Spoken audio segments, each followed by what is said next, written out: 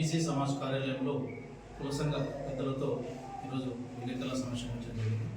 దీని ప్రధాన ఉద్దేశం కాంగ్రెస్ పార్టీ ఏదైతే అసెంబ్లీ ఎన్నికలకు ముందు 42% బీసీ రిజర్వేషన్ అమలు చేసిన తర్వాతనే స్థానిక సంస్థల ఎన్నికలకు వెళ్తామని ప్రకటించి ఆ రోజు ఎన్నికలకు వెళ్ళి బీసీ సమాజం మొత్తం విశ్వసించి ఆ రోజు అధికారంలోకి తీసుకురావడం జరిగింది.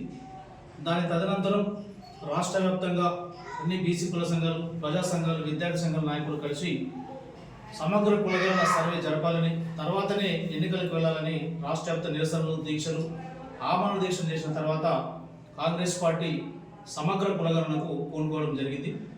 దీని విషయంపై ఈరోజు రాష్ట్ర వ్యాప్తంగా సమగ్ర కులగణన జరుగుతున్న ఈ సందర్భంలో అధికారుల రిపోర్టు ప్రకారం 98% అయిందని సీఎం రేవంత్ రెడ్డి గారు ప్రకటించడం జరిగింది.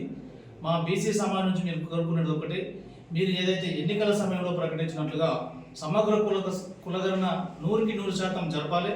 42% బీసీలకు రిజర్వేషన్ అమలు చేసిన తర్వాతనే ఎన్నికలకు వెళ్ళాలనేది ప్రధాన డిమాండ్ చేస్తున్నాం.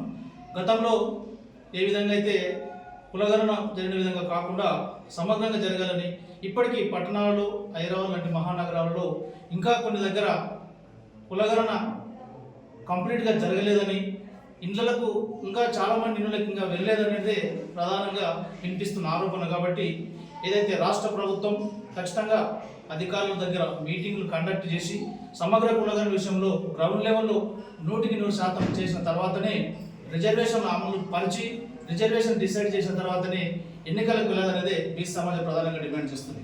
ఎందుకొరకంటే వీళ్ళు హామీ ఇచ్చినట్లుగా మనం అధికారులకు వచ్చిన తర్వాత చూసాం, కాంగ్రెస్ పార్టీ నామినేటెడ్ పోస్టుల విషయంలో కానీ, అధికారుల బదిలీ విషయంలో కానీ బీసీలకు ఎంత అన్యాయం జరిగిందో మనందరం ప్రత్యక్షంగా చూడడం జరిగింది. కాబట్టి ఈ సమగ్ర కులగణన విషయంలో కాంగ్రెస్ పార్టీ కనుక వెనుకడుగు వేసి రిజర్వేషన్ అమలు చేయకుండా ఎన్నికలకు కానీ వెళ్తే బీసీలు సమాజం మొత్తం రేపు ఏ విధంగా సమగ్ర కులగణనకు రాష్ట్ర వ్యాప్తంగా నిరసన దీక్షలు చేయడం జరిగిందో అంతకు రెట్టింపుగా కులగణన అమలు చేయాలి. తర్వాత ఎన్నికలు 2025 సంవత్సరం నుంచి కేంద్ర ప్రభుత్వం కూడా దేశవ్యాప్త కులగణనకు పూనుకుంటుంది. కాబట్టి దాంట్లో ప్రధానంగా సమగ్ర కులగణన చేయాలని, బీసీలు ఎక్కడ తీర్చాలని కూడా బీసీ సమాజం కోరుకుంటుంది. ఎందుకొరకంటే ఈరోజు తెలంగాణలో ఏదైతే కాంగ్రెస్ పార్టీ దేశ నాయకుడు రాహుల్ గాంధీ గారు దేశవ్యాప్తంగా తిరుగుతూ సమగ్ర కులగణన చేయలే, బీసీలను స్కాన్ చేయలే, అప్పుడే వీళ్ళకు న్యాయం జరుగుతుందని ఏదైతే పోరాటం చేస్తున్నాడో దానికి మద్దతుగా కేంద్ర ప్రభుత్వం కూడా ఏదైతే జనవరి 2020 నుంచి మొదలు పెడుతుందో ఆ కులగణన కూడా సమగ్రంగా బీసీల లెక్కలు తీర్చాలని కూడా బీసీ సమాజం కోరుకుంటుంది.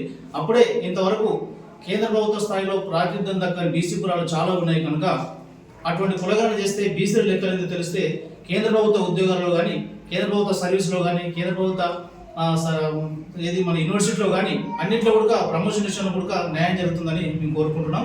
ఖచ్చితంగా బీజేపీ పార్టీ కూడా మేము డిమాండ్ చేస్తాం.